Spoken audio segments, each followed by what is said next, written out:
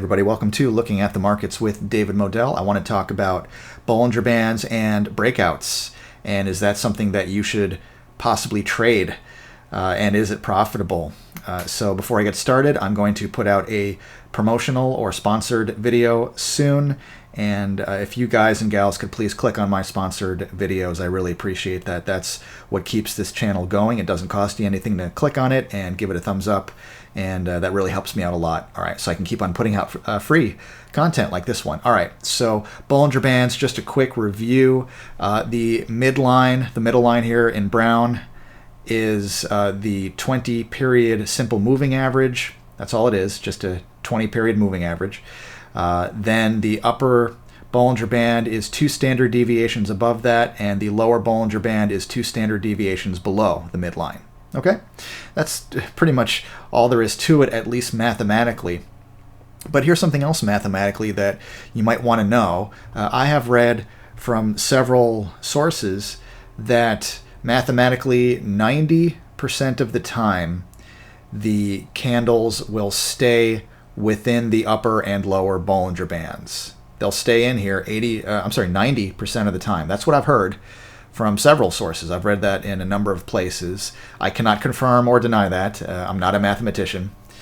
Maybe somebody who really knows a lot about math or can backtest this, I suppose, can tell me, is that really true 90% of the time? Kind of looks that way. I mean, when you look at the candles, and this is, again, a daily candlestick chart of Apple stock, but what I'm saying here can apply to 1-minute candles, 5-minute, 1 hour, weekly candles, whatever it is. So yeah, most of the candles close within the upper and lower Bollinger Bands. Almost, probably 90% of them might be pretty accurate, maybe even more than that. All right, so most of the time it stays within there.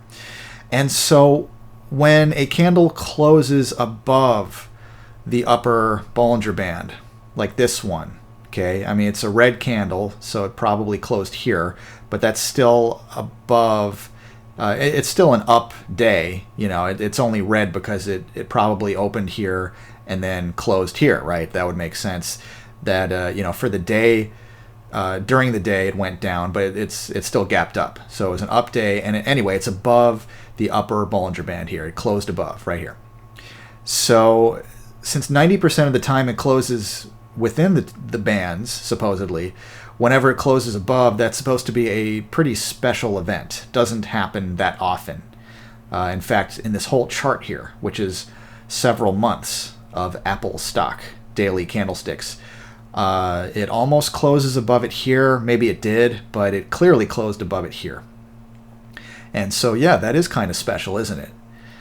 But momentum traders would say they might say that if that's special, that's a good time to buy.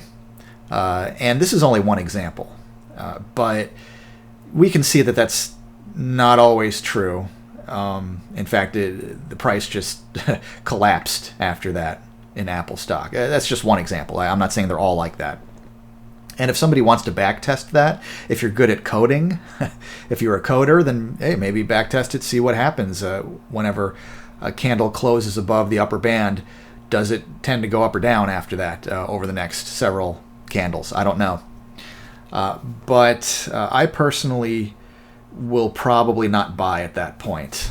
Not just because of this one example, but just from my observation, and also just the type of trader or investor that I am. I don't like to buy at a high price.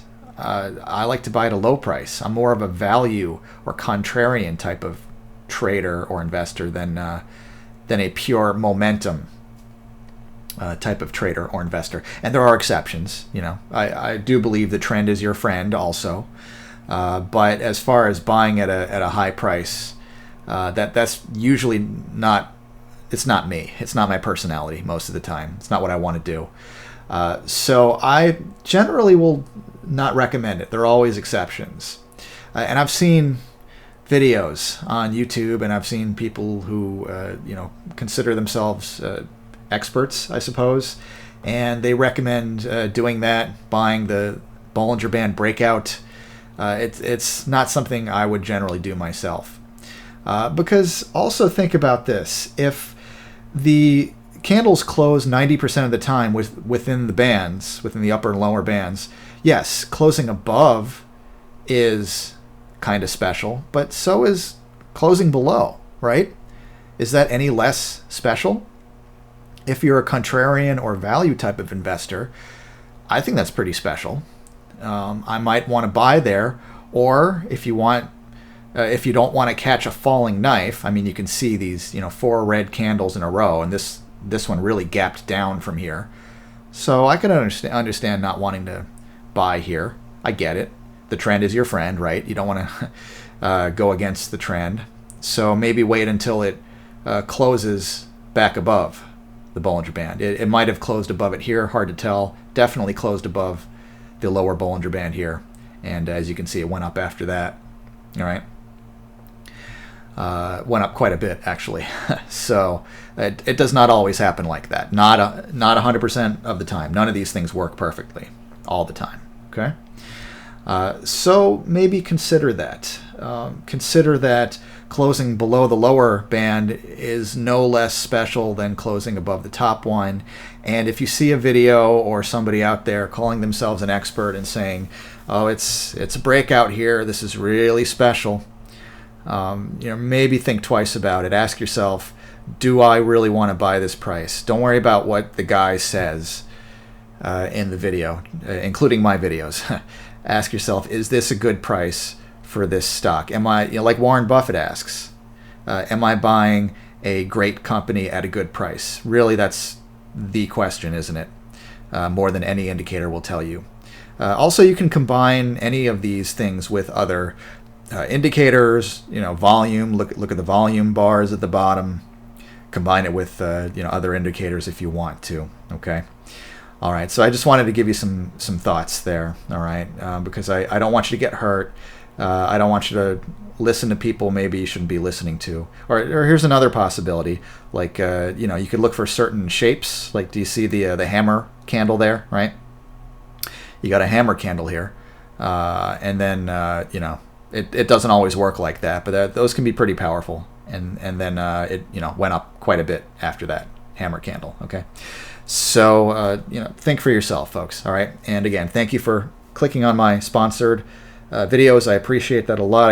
I've got one coming up soon, so please visit that. All right, thanks a lot. I will talk to you again soon.